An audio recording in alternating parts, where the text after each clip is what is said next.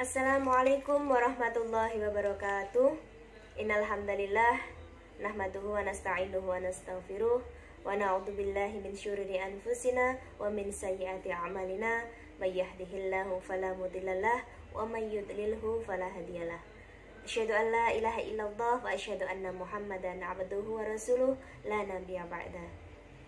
Alhamdulillahirabbil alamin. Segala puji bagi Allah yang masih memberikan kita banyak kenikmatan hingga detik ini, mulai dari kenikmatan hidup, kenikmatan iman Islam, kenikmatan kesehatan, dan juga tambahan kenikmatan mulai dari hari Rabu sampai dengan insya Allah hari ini, hari Sabtu, dalam acara atau agenda Camp Quran SMPIT Permata Mulia.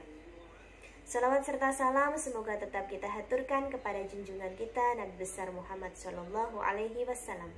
Semoga kita yang ada di sini, keluarga kita, guru-guru kita, dan orang-orang yang senantiasa menjalankan sunnah beliau mendapatkan syafaat yaumil akhir kelak. Anak-anakku yang insya Allah dirahmati oleh Allah, mulai dari kelas 7 sampai dengan kelas 9, di kesempatan penghujung agenda Camp Quran hari ini, kita mari bersama untuk mengevaluasi diri, apakah dalam 4 hari ini kita sudah melaksanakan agenda ini dengan sebaik-baik mungkin, dengan semaksimal mungkin, dan dengan keikhlasan atau belum. Ya, karena sesuatu hal yang sudah kita lakukan dengan niat ibadah itu harus diniatkan, harus diusahakan, dan juga harus diikhlaskan karena Allah Subhanahu wa Ta'ala. Lalu kenapa kita harus melaksanakan Camp Quran selama 4 hari ini? Mungkin dari kalian beberapa ada yang bertanya, kenapa 1 hari itu harus 2 juz? Kenapa tidak 1 juz saja? Kenapa tidak seperti target-target di kelas seperti biasanya yang mungkin hanya 2 lembar atau mungkin setengah juz saja? Ya, itu adalah pertanyaan yang mungkin bisa ada di dalam hati atau mungkin sudah diucapkan dan ditanyakan kepada guru-guru atau wali kelas di masing-masing kelas. Baik anak-anakku, di kesempatan kali ini Budis akan menjelaskan kenapa kita harus melaksanakan Camp Quran ini dengan sebaik mungkin. Yang pertama adalah ini salah satu bentuk ikhtiar dari kami dan kita bersama supaya walaupun selama 4 hari ini kalian belajar di rumah, tetapi amalan yaumiyahnya tetap terjaga, bahkan bisa melebihi daripada hari-hari ketika sekolah secara tatap muka. Baik itu mulai dari pelaksanaan sholat duha, kemudian al-maksurat, serta membaca Al-Quran atau tilawah. Bahkan dalam 4 hari ini kalian sudah diberikan kesempatan untuk memberikan porsi yang lebih dalam hal tilawah atau membaca Al-Quran. Masya Allah, ini merupakan kenikmatan yang sangat luar biasa. Karena seperti yang sudah kita ketahui bersama, bahwasanya Al-Quran ini adalah mukjizat terbaik sepanjang masa yang bisa dinikmati mulai dari dulu sampai dengan hari ini masih kita rasakan. Karena kita sudah mengetahui bersama bahwa Al-Quran adalah sumber kemuliaan bagi umat Islam. Apabila kita melaksanakan kehidupan kita dengan panduan Al-Quran, maka selama hidup sampai kita nanti meninggal, insya Allah akan mendapatkan kemuliaan dari Allah. Dan Al-Quran sendiri itu adalah merupakan kenikmatan yang luar biasa untuk kita. Baik itu kenikmatan ketika kita mendengarkan atau murotal, baik itu nikmat ketika kita membaca atau tilawah, atau bahkan nikmat ketika kita menghafalkannya. Hakut tilawah di sini tidak hanya sekedar membaca, teman-teman. Tidak hanya banyak-banyakan berapa juz yang bisa kita baca hari ini, tetapi meliputi 3 hal, yaitu yang pertama, ketika lisan mentartilkan. Jadi membaca Al-Quran itu tidak hanya cepet-cepetan ya, tetapi juga bagaimana cara membaca kita yang baik dan benar, bagaimana tajwid kita yang baik, bagaimana makhraj kita yang benar. Kemudian yang kedua, ketika kita membaca Al-Quran, akal kita itu harus ikut kita masukkan ke dalamnya. Artinya, dengan akal kita, kita harus bisa memahami apa yang sudah kita baca.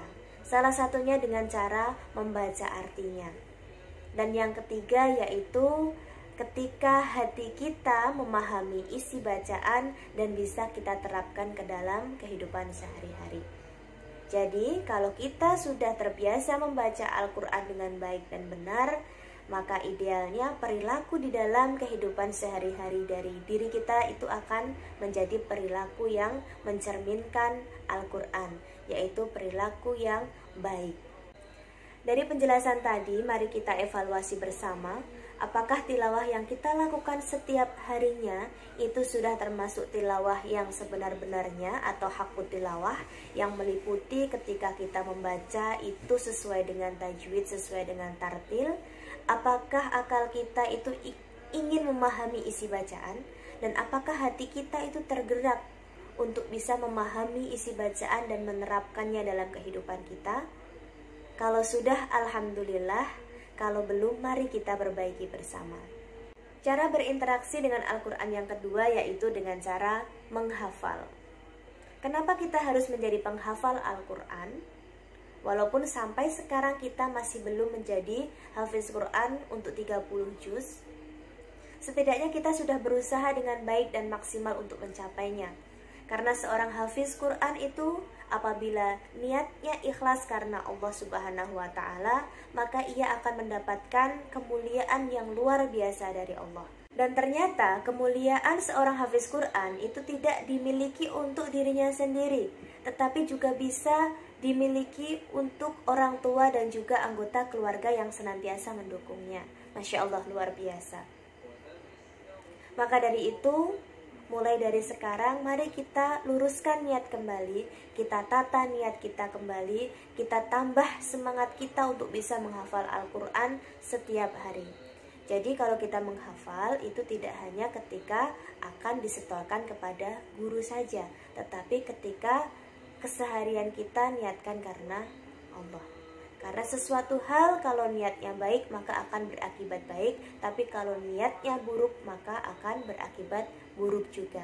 Maka dari itu berusaha keraslah kita dalam menghafal. Soal Allah mau memberikan hafalan kita berapa juz, mau 1 juz, mau 2 juz, mau 2,5 juz, atau bahkan setengah juz sekalipun, kalau itu sudah Allah kehendaki maka itu yang terbaik yang Allah berikan kepada kita.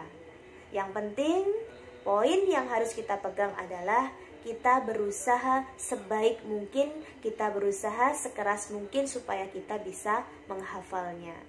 Baik anak-anakku yang sholih-sholihah, sudah ada 2 poin yang sudah disampaikan tadi tentang bagaimana cara berinteraksi dengan Al-Quran. Yang pertama yaitu dengan tilawah, yang kedua dengan menghafal, dan yang ketiga ini adalah dengan cara menerapkan dalam kehidupan sehari-hari. Interaksi yang ketiga ini itu sangat penting. Kenapa? Karena kalau kita bicara tentang Al-Quran itu tidak hanya sekedar membaca, tidak hanya sekedar menghafal, tetapi yang tertinggi adalah kita menerapkan isi Al-Quran itu dalam kehidupan sehari-hari. Contohnya apa? Di dalam Al-Quran disebutkan bahwasanya seorang yang beriman itu tidak boleh makan babi, tidak boleh makan minum khamr. Maka seorang yang sudah berinteraksi dengan Al-Quran secara baik, maka dia tidak akan makan babi dan tidak akan minum alkohol. Kemudian di dalam Al-Quran diperintahkan seorang wanita untuk menutup auratnya. Maka orang yang sudah berinteraksi baik dengan Al-Quran akan melaksanakan perintah itu, yaitu dia akan menutup auratnya ketika keluar rumah atau ketika bertemu orang yang bukan mahramnya. Kemudian di dalam Al-Quran disebutkan bahwasanya seseorang yang beriman itu tidak boleh mendekati zina. Mendekati zina itu artinya apa? Berinteraksi dengan lawan jenis secara berlebihan, berpandangan, berpegangan tangan, atau mungkin bahkan berkomunikasi secara berlebihan dengan orang yang bukan mahram. Begitu. Jadi kalau misalnya kita merasa atau kita mengaku sebagai orang yang berinteraksi baik dengan Al-Quran, maka kita lakukan dan kita terapkan dalam kehidupan sehari-hari. Orang yang berinteraksi dengan Al-Quran secara baik, maka otomatis akhlak dalam kehidupannya sehari-hari insya Allah itu akan bagus, asalkan interaksi dengan Al-Quran itu benar-benar didalami dan diikhlaskan karena Allah. Dan orang yang jauh dengan interaksi bersama Al-Quran, maka dia kemungkinan akan jauh dari akhlak yang baik karena dia tidak memiliki pedoman hidup yang jelas. Begitu anak-anakku, cukup itu yang bisa Budia sampaikan hari ini. Semoga isinya bisa difahami, kemudian bisa diterapkan dalam kehidupan sehari-hari. Karena apabila ilmu yang kita miliki itu tidak kita terapkan, maka itu sama saja dengan membohongi diri sendiri. Hanya sekedar hafalan, hanya sekedar tahu teori tetapi tidak menerapkannya, maka sama dengan membohongi diri sendiri. Baik anak-anakku, barakallah kepada kalian semua yang sudah berusaha sebaik-baiknya selama 4 hari ini untuk berinteraksi dengan Al-Quran, untuk mencapai target dari sekolah yaitu 2 juz per hari. Semoga apa yang sudah kita lakukan selama 4 hari ini bernilai pahala dari Allah. Kita niatkan lurus karena Allah dan bukan hanya karena niat untuk mendapatkan penilaian dari orang semata. Karena kalau kita melakukan ibadah bukan ikhlas karena Allah, maka itu tidak akan bernilai pahala sama sekali. Cukup dari Budias. Wassalamualaikum warahmatullahi wabarakatuh.